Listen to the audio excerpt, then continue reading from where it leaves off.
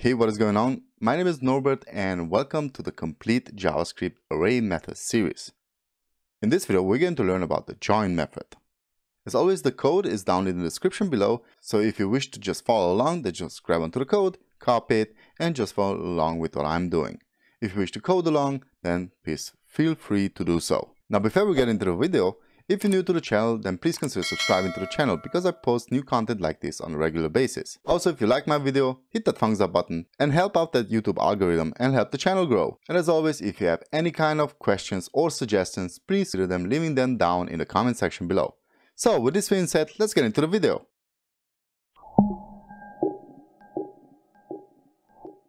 So let's see what the join method does. Well, it returns an array as a string. The elements will be separated by a specified separator. We'll see about that later on.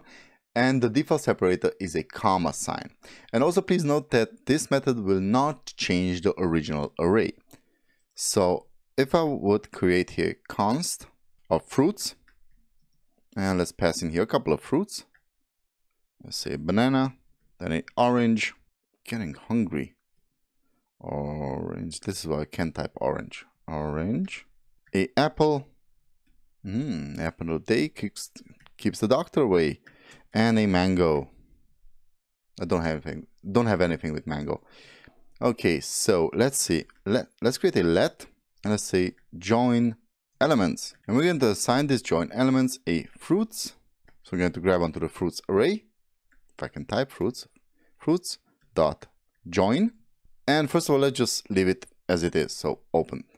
If I would now console log our join elements, then it's going to return banana, orange, apple, mango, and as you can see, it has a comma separator. So this is the default separator.